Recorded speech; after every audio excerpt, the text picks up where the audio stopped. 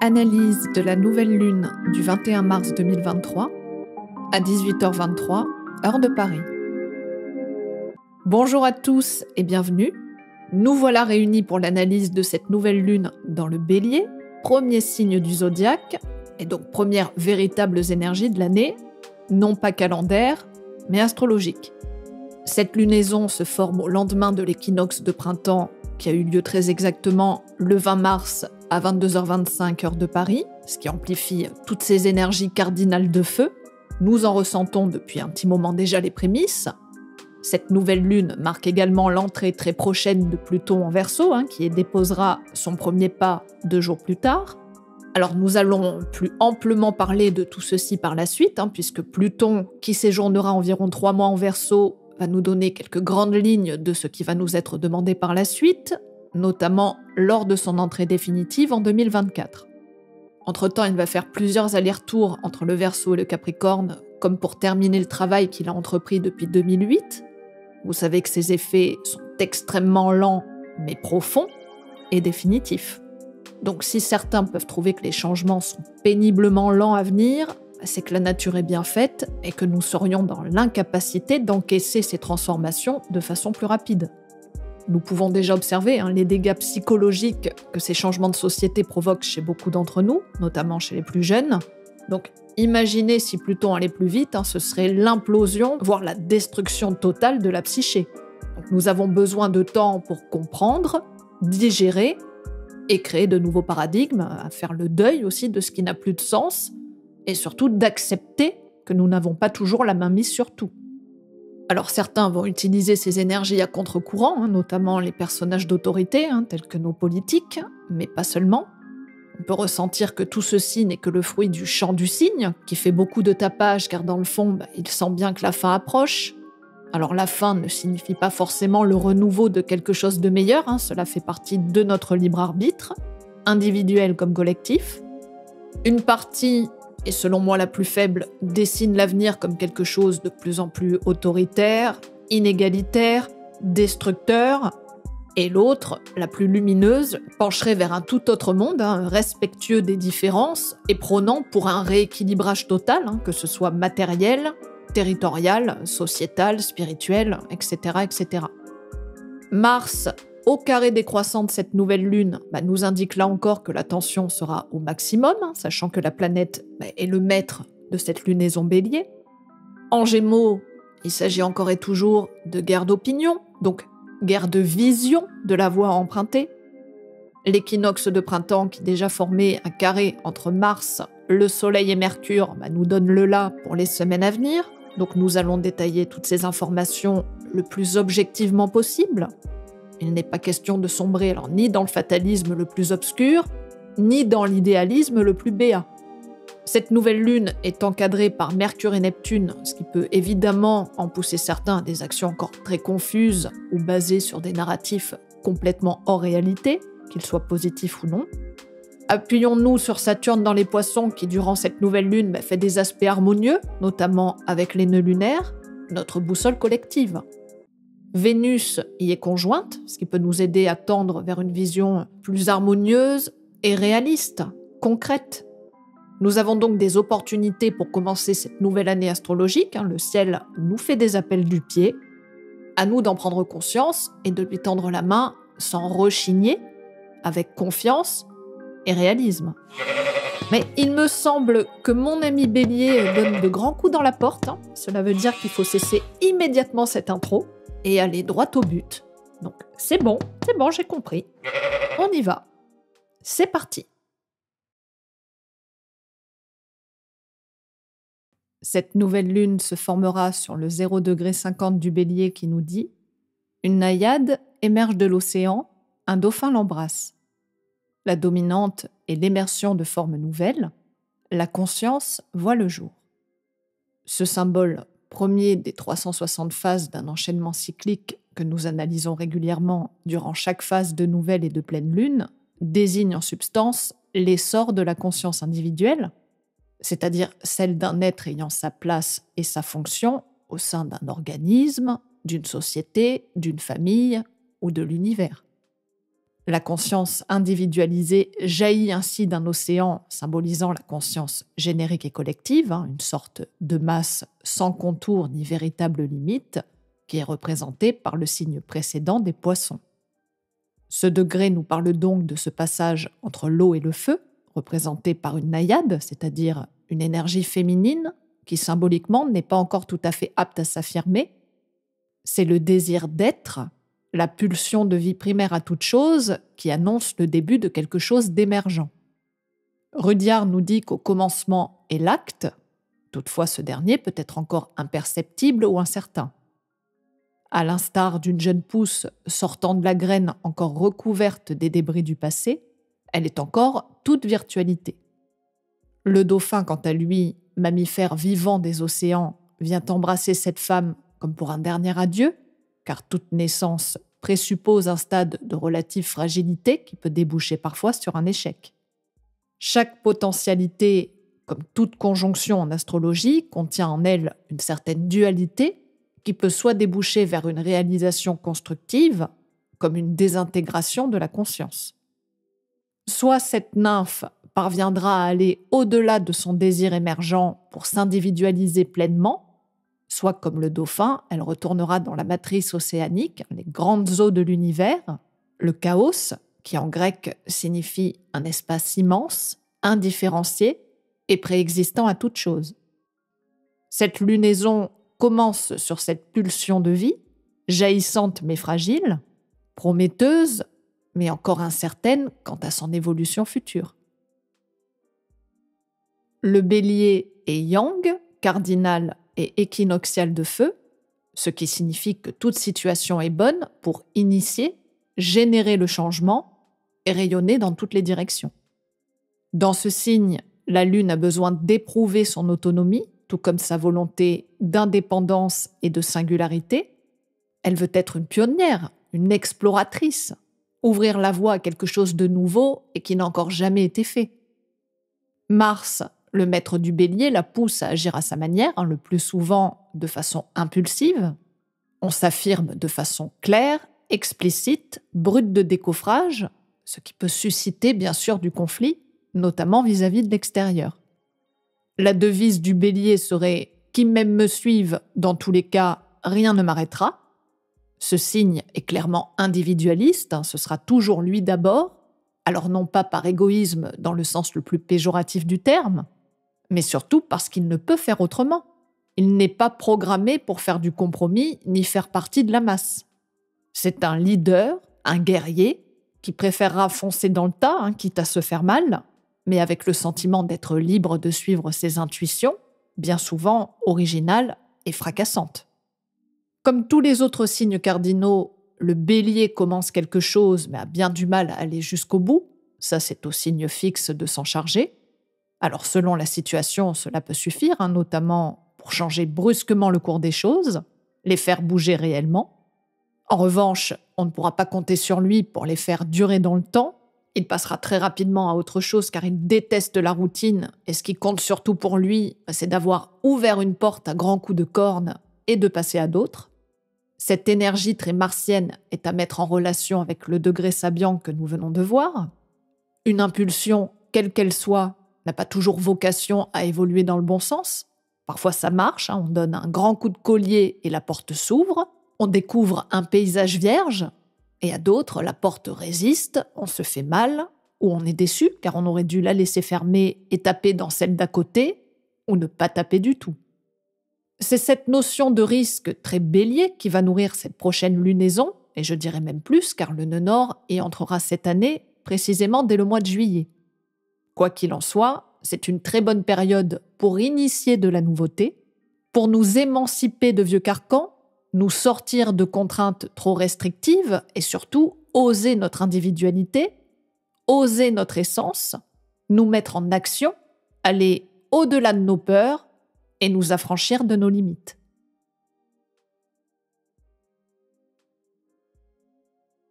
Alors bien sûr, cette nouvelle lune forme un carré décroissant à Mars, son maître, ce qui pose d'entrée de jeu une difficulté majeure, car si nous ne prenons pas garde, nous avons toutes les chances de terminer au fond de l'océan, plutôt que d'en sortir définitivement. Un carré décroissant est l'un des aspects les plus difficiles à dépasser en astrologie, notamment quand Mars est de la partie, car il nous demande à transformer nos modes d'action, à agir et nous affirmer non plus seulement pour nous-mêmes, nos propres envies, mais pour plus grand que nous. Nous devons agir pour quelque chose qui nous dépasse, et en Bélier, avec tout ce que nous venons de voir, cela surajoute à la difficulté. La nouvelle lune, qui va pousser ces énergies très individualistes, brutales, vindicatives, sont mises en tension avec un Mars aux énergies Gémeaux bien différentes puisqu'elles sont mutables et donc doubles. Les oppositions seront donc bel et bien toujours très présentes. Je ne vais pas répéter tous les exemples dont j'ai déjà parlé et reparlé lors de précédentes capsules. La bataille pour les retraites, la guerre, le conflit entre les élites et le peuple, les vieilles structures contre les nouvelles. On peut amplifier la dureté de nos actions, mais avoir toujours bien du mal à le faire intelligemment, c'est-à-dire à faire comprendre le sens de nos actions. Le brouhaha que génère Mars en Gémeaux depuis de très nombreux mois risque d'atteindre des sommets. N'oublions pas que ce signe nous parle de mobilité, de déplacement. Les grèves, tout comme les manifestations, devraient perdurer, mais avoir du mal à trouver un véritable aboutissement. Cet aspect doit être manié avec précaution car il peut malheureusement tuer le poussin dans l'œuf et susciter encore plus de fractures, de dégâts et de désillusions de toutes parts. Il peut même nous parler d'un combat gâché ou du moins d'un champ de bataille qui n'aurait jamais mérité autant de pertes. Mars, au trigone croissant à Saturne, peut dans une certaine mesure cadrer les actions, les réfréner, dirons-nous, ce qui peut limiter les dégâts ou les bloquer avec fermeté. Cela peut nous donner également l'endurance nécessaire pour les faire durer. Alors on pourrait s'amuser à extrapoler. Le jour où j'enregistre cette vidéo, rien n'est encore joué sur la réforme des retraites. Et si elle passe, d'une façon ou d'une autre, il est fort à parier que la colère devrait se raviver. Ce trigone entre Mars et Saturne, qui représente entre autres l'exécutif et son escadron armé, pourrait casser la verve d'un peuple qui n'a pas été écouté. La nouvelle lune est en conjonction, certes dissociée avec Neptune en Poisson. Alors vous savez que c'est pour moi la planète la plus ambiguë et sur laquelle je prends toujours beaucoup de recul et de distanciation, notamment d'un point de vue collectif. Cet aspect renvoie totalement au degré Sabian, c'est-à-dire cet espace de transition entre l'eau et le feu, deux éléments qui ne font pas forcément bon ménage, car comme vous vous en doutez, dans ce cas-là, c'est l'eau qui remporte et éteint le feu, pourtant nécessaire pour ce renouveau de potentialité. Saturne étant en Poisson, au trigone à Mars et au carré de la nouvelle lune, il est tout à fait probable que ce feu primordial, malgré toute sa puissance, soit réfréné, voire éteint, ce qui noierait les espoirs et les idéaux collectifs. Alors, si tel est le cas, et permettez-moi de vous dire que tout est possible, d'un côté comme de l'autre, c'est que la prochaine nouvelle lune se passera une fois de plus en Bélier. Ce qui pourrait d'entrée de jeu nous indiquer que le ciel nous offre comme une seconde chance, ce qui ne veut pas dire que nous devons bâcler celle-ci, mais qu'éventuellement nous pourrions avoir besoin de retourner une dernière fois dans le chaos avant de faire émerger correctement ce nouveau potentiel. C'est une façon de voir les choses, mais deux lunaisons d'affilée qui se font dans le même signe, et selon ces configurations, me font penser que oui. Un peu comme pour nous préparer à l'arrivée du nœud nord en Bélier pour 18 mois, ce qui n'est pas rien, et nous demande très certainement déjà une sorte de mise en bouche plus longue que prévu. Le sextile croissant à Pluton peut mine de rien nous aider à entamer cette transition de façon profonde. Nous pourrions commencer dès cette lunaison à préparer le terrain à ces énergies Verseau sur lesquelles Pluton va faire remonter à la surface toute la fange accumulée dans ce signe que Saturne vient de quitter. Il va être très intéressant d'ailleurs de rester vigilant sur tout ce qui va se passer durant ce premier passage, car il est plus que probable que nous soyons témoins des premières exhalaisons, du fumet nauséabond de ce que nous devons traiter collectivement durant les 20 prochaines années. Alors je parlerai un peu plus loin de ce transit historique et somme toute fondamental pour la suite de notre évolution collective. Dans tous les cas, cette nouvelle lune est déjà raccordée à cette mutation plutonienne, vraiment sur la toute fin du Capricorne, de façon fluide et donc constructive. Cet aspect de sextile doit être celui sur lequel nous devons nous appuyer pour ne pas nous tromper de combat, pour persévérer tout en sachant nous remettre en cause quand il le faut, et de réessayer, car tout échec n'est que le marchepied de nos futurs succès. Le bélier n'abandonne jamais, sauf quand il estime au plus profond de lui-même qu'il a tout essayé. Serait-ce le cas pour cette nouvelle lune ? Pas sûr.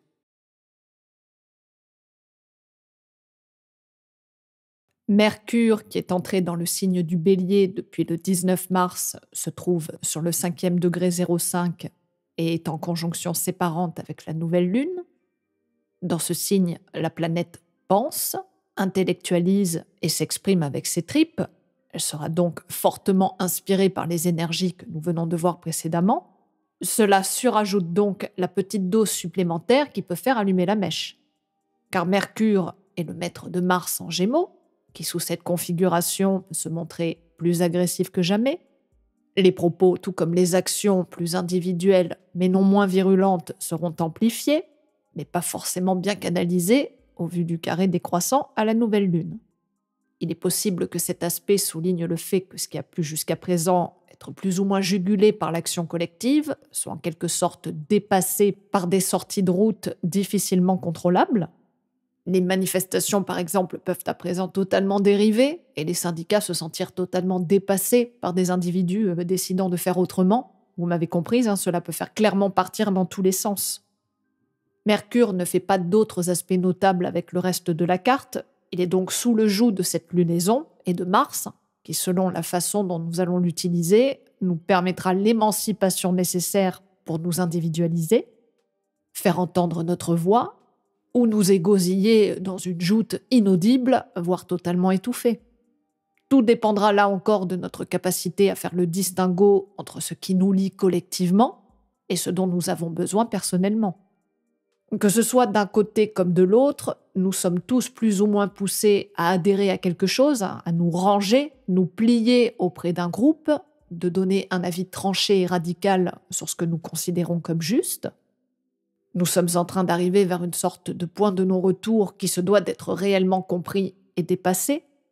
Ce système que nous pouvons d'une façon ou d'une autre vivre chacun à notre manière dans notre vie est arrivé en bout de course. Et c'est ce qui explique entre autres l'état de notre monde et de ses sociétés. Le ciel nous invite à nous confronter à nos extrémités, nos profonds déchirements qui ne sont que le fruit de ce qui se joue à l'intérieur. À nous de décider, en notre âme et conscience, de sortir de cette léthargie collective qui, malgré le tumulte, n'est pas forcément sortie de la confusion et de la passivité intellectuelle.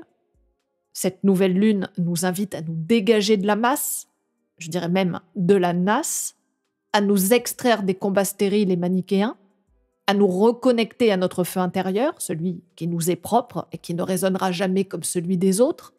Alors, plus facile à dire qu'à faire, j'en conviens. Collectivement, les choses prendront forcément beaucoup plus de temps car les planètes transpersonnelles sont très lentes, mais rien ne nous empêche individuellement de le faire. Pour cela, il suffit seulement de nous extraire du groupe, des relations toxiques. Mercure en Bélier nous invite à retrouver notre autonomie intellectuelle, à refaire le lien avec nos propres intuitions et à se détacher de la vie collective qui, la plupart du temps, nous opprime dans une certaine bien-pensance qui nous emprisonne plutôt qu'elle ne libère. Le trigone à la lune noire peut nous aider à nous reconnecter au lion souverain qui sommeille en nous et qui n'accepte pas de se plier aux désidérata des autres. Nous devons être royal dans notre pensée, notre façon de communiquer, plutôt que soumis à tel ou tel doxa. Alors qu'attendons-nous pour oser le faire ?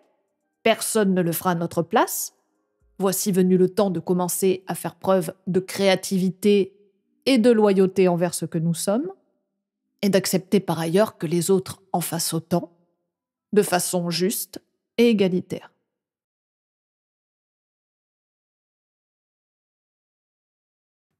Vénus, quant à elle, est passée dans le signe du Taureau depuis le 16 mars. Cette position est plutôt bénéfique puisqu'elle se retrouve dans l'un de ses deux domiciles avec la Balance. Ce que nous pouvons également observer, c'est que lors de cette nouvelle lune, elle se trouve conjointe au nœud nord, ce qui amplifie grandement ses effets et lui donne une teinte très particulière.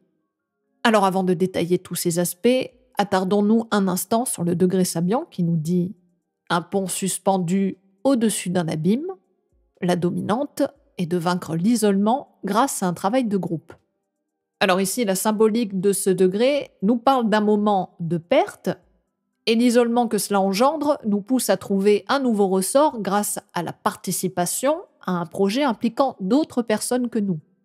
Alors cela est plutôt intéressant puisque jusqu'à présent, il était davantage question d'énergie très individualiste, bélier, et donc à l'opposé de ce degré.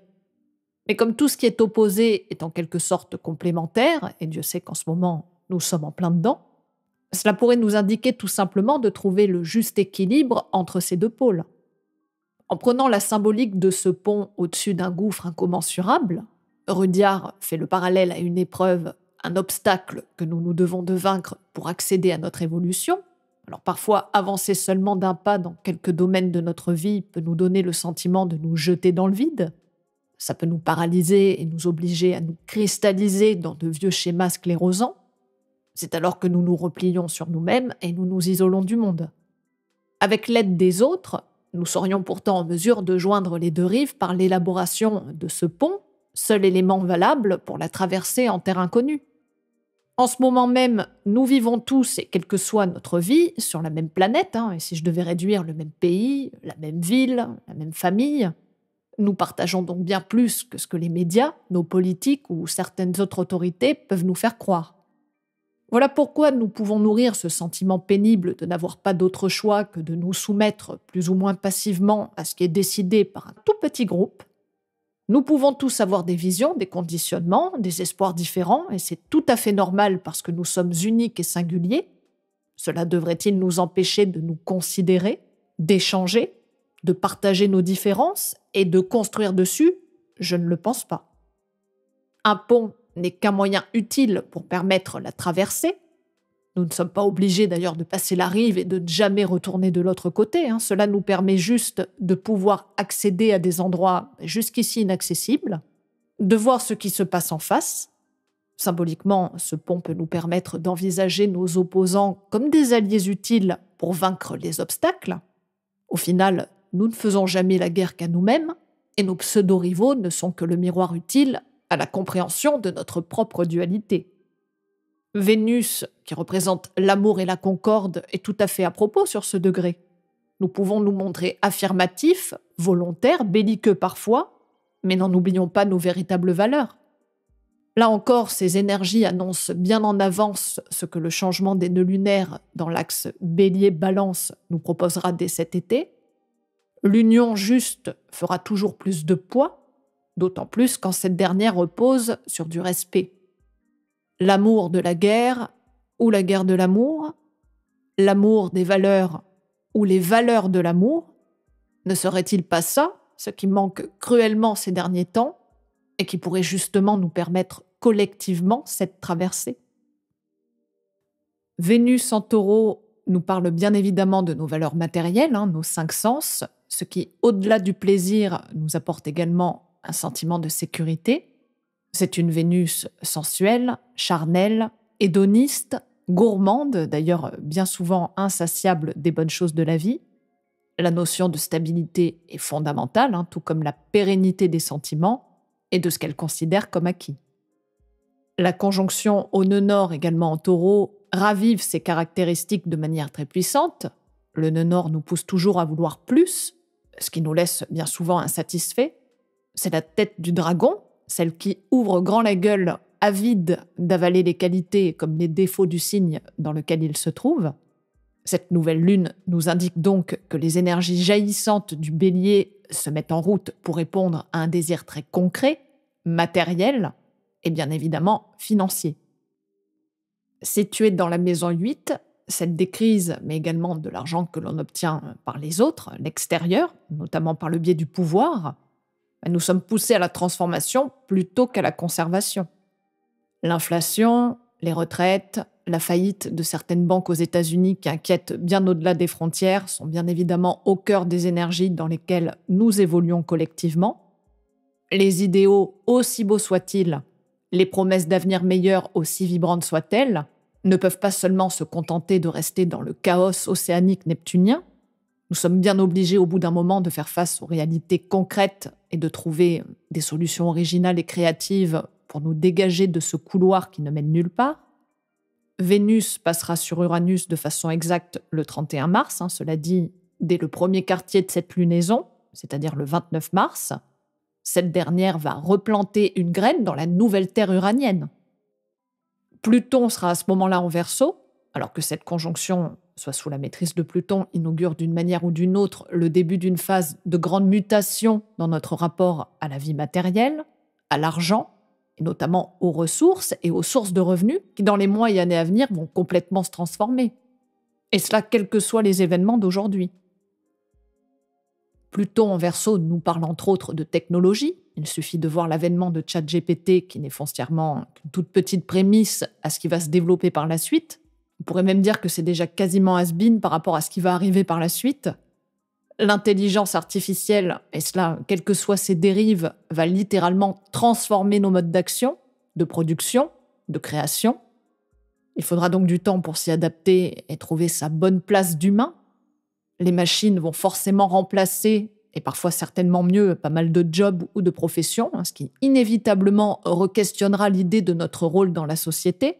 Alors il ne faut pas crier au loup à tout, la technologie peut être salutaire dans divers domaines, bien évidemment pas tous. Elle peut nous permettre de nous libérer de certaines contraintes qui devraient nous dégager du temps pour nous reconnecter à des valeurs plus profondes que celles prônées par un manager ou une entreprise avide de profit. Le véritable défi de ce transit en Verseau va être de s'adapter à un monde totalement différent, à trouver du sens et beaucoup d'humanité dans un environnement certainement beaucoup plus virtualisé. Et ça, ce n'est pas une mince affaire, car nous ne pourrons jamais totalement devenir des robots, malgré le souhait transhumaniste de certains illuminés. Les questions éthiques autour du vivant, que ce soit par le biais de l'écologie, la médecine, mais également de notre rapport les uns avec les autres, de la fraternité, seront fondamentales puisque ce sera par elles que nous pourrons éviter les dérives uraniennes qui sont nombreuses. Il suffit de se rappeler de l'époque du Covid pour en avoir ne serait-ce qu'un tout petit avant-goût. Alors pardonnez-moi cette digression sur Pluton, j'étais bien obligée à un moment donné d'en parler, même si officiellement il est toujours en Capricorne durant cette nouvelle lune. Alors bien sûr, nous reviendrons dessus à de nombreuses reprises durant les prochaines semaines, prochains mois, notamment parce que ce dernier est au carré des nœuds lunaires, aspect relativement difficile pour le collectif, et qui peut nous donner le sentiment de ne pas maîtriser grand-chose. Cet aspect va durer jusqu'à la fin de l'année, donc ce n'est pas rien, puisqu'il teinte très fortement les énergies de ces prochains mois, et notamment de cet équinoxe de printemps. Les différents va-et-vient que Pluton va faire entre le Verseau et le Capricorne dès ce mois de mars, et ce jusqu'à la fin de l'année 2024, nous préparent très lentement à cette transition délicate entre un monde aux structures agonisantes et le prochain beaucoup plus moderne. Et c'est bien pour cela que ça doit prendre du temps, car même si on ne se l'avoue pas toujours, nous avons tous plus ou moins à un endroit de notre vie un deuil énorme à faire de notre vie d'avant. Cette progression lente nous permet de ne pas y aller trop fort, car beaucoup d'entre nous n'y résisteraient pas.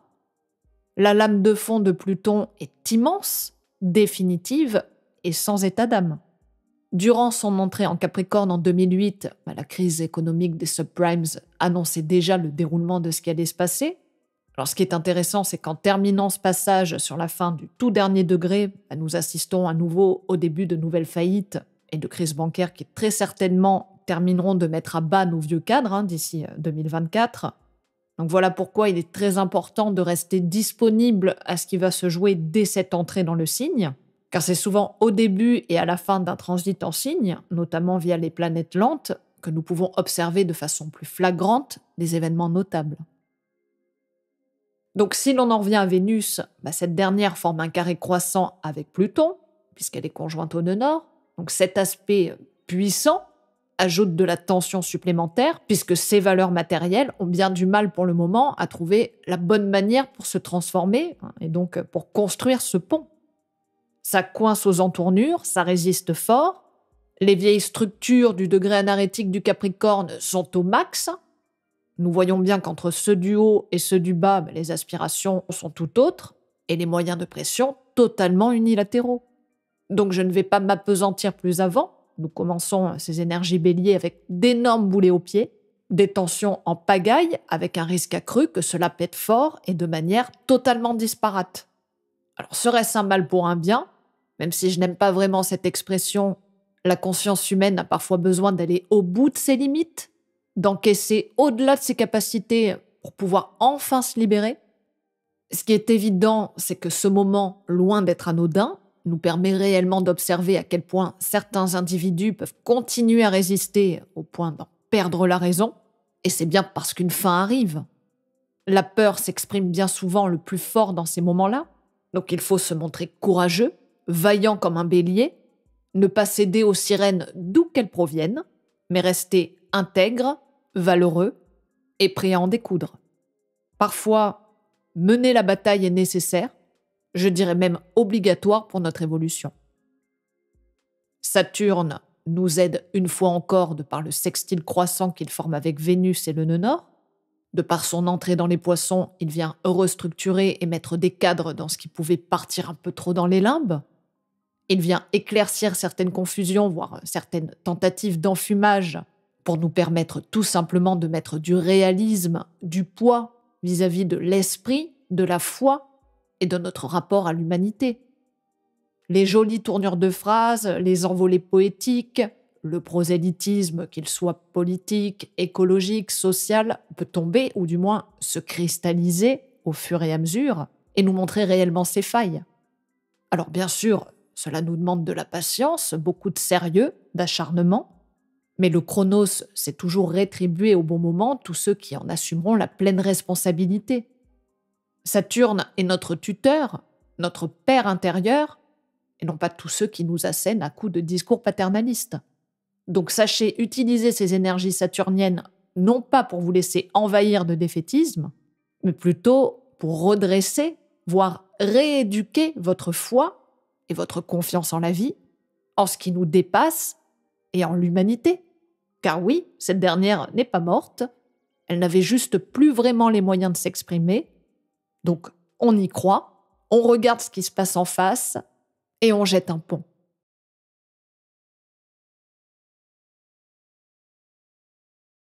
Alors pour finir, terminons par quelques mots sur la conjonction entre Jupiter et Chiron en Bélier qui s'était formée très précisément le 12 mars dernier et qui continue à jouer à plein feu durant cette prochaine nouvelle lune. Cet aspect est là encore ambigu, comme toute conjonction, mais également par la place de Chiron. On a souvent tendance à ne parler de lui que dans sa facette la plus lumineuse, c'est-à-dire celle du guérisseur blessé susceptible de pouvoir outrepasser sa douleur originelle en se sacrifiant, puisque ce dernier a dû renoncer à son éternité. Alors on peut tout à fait analyser cet aspect sous cet angle. Jupiter nous parle d'expansion, mais pas que. Il nous parle aussi de légitimité pour prendre notre place au sein du monde. Alors collectivement, je ne peux que faire le rapprochement avec la crise démocratique que nous vivons actuellement et tous ces passages en force qui nous prouvent bien que le pouvoir ne peut plus compter sur son peuple pour exercer en son nom. Chiron peut guérir, mais également projeter sa douleur sur l'extérieur, et donc du coup négativer sa fonction. Et en Bélier, sous la maîtrise de Mars, cette conjonction peut raviver, ou du moins mettre en exergue, cette difficulté criante d'action juste, intègre et légitime. Replacez bien évidemment ces notions dans votre vie. En quoi devez-vous vous réparer? La maison dans laquelle figure cette conjonction devrait vous donner un début d'idée. Cet aspect n'en fait aucun autre majeur avec le reste de la carte, comme si ce dernier n'interagissait avec personne, ce qui au final ne lui permettra pas toujours de pouvoir pleinement transcender cette graine de potentialité que nous promet pourtant cette nouvelle lune et cet équinoxe de printemps. Alors c'est une bonne conclusion de pouvoir terminer là-dessus, car après avoir passé en revue tous ces aspects, nous pouvons peut-être considérer celui-ci, sous la maîtrise du Bélier, comme la clé de ce nouveau cycle qui démarre et qui a sûrement vocation à s'individualiser pleinement et non pas à retourner au fond des abysses de la conscience.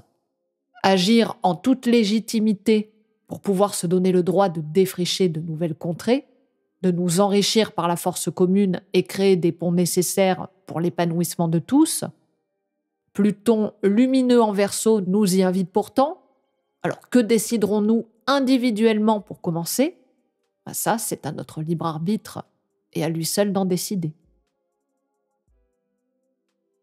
Et nous voilà arrivés à la fin de cette analyse J'ose espérer que ces quelques éléments pourront vous aider à exprimer votre désir d'être à son plus haut potentiel. Pour le reste, nous devons faire preuve de patience, mais d'une conscience active pour observer ce qui se joue en nous et tout autour de nous. Nous plongeons de plein pied dans une période historique pour notre évolution personnelle et collective surtout, je le pense sincèrement. Et même si nous ne devons jamais nous oublier, nous sommes également invités à prendre en compte avec beaucoup de considération notre place dans le monde pour y participer activement, car nous avons tous un rôle à y jouer. N'hésitez pas à me laisser vos retours ou vos questionnements. J'essaie toujours dans la mesure du possible d'y répondre avec attention. Si vous souhaitez une consultation, je vous invite à aller faire un tour sur mon site. Permettez-moi de vous souhaiter une nouvelle lune vibrante et pleine de désirs. Et je vous dis à très bientôt pour de nouvelles aventures astrologiques.